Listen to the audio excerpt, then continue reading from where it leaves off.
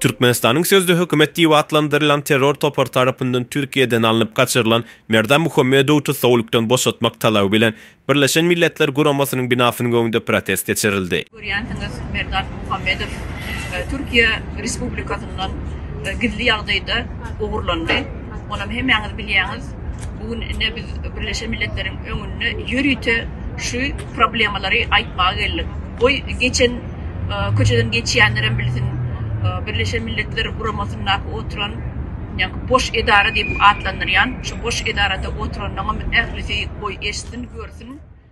2024-nji ýylyň 14-nji oktýabrynda Amerikanyň Birleşen Ştatlarynyň New York şäherinde ýerleşýän Birleşen Milletler Guramasynyň binasynyň öňünde türkmen watandaşlarynyň geçiren paragaçylyk protestinde Russiýa, Ukraina we Gazalistan ýalbeýleki döwletleriň wekilleri hem gatnaşyp bu meselede goldaw berdiler. Çünki bu döwletleriň hem bir kanun ýagdaýda alınıp kaçırılıp tutsa edilýän watandaşlar az däl.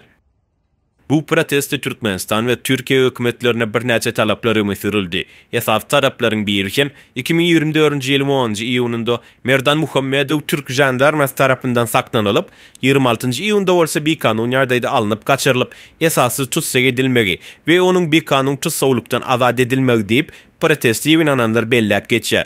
Bu talap gönümel özüni hökümet diýip adlandyrýan guramaçylyk terror toparyna gönüpdirildi.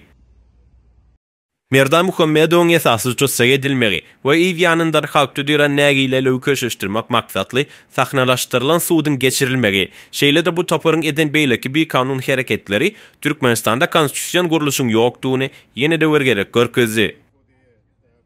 Protestiň dowamında Türkiýe Respublikasynyň Türkmenistan ýaly bir kanun dodandyrylýan ýurt bilen ýakyn gatnaşykda bolmagy, olaryň bir goldaw bermekleri, iki ýurdun hemde bähwitleri üçin adam hukuklaryndan newtgaly has ileri tutýandygy tankid edildi.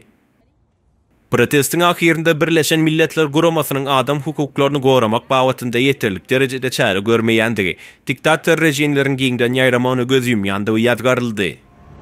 Where is your justice? You do not stand for human rights, you do not stand for anti-corruption, you do not stand for anti-dictatorship.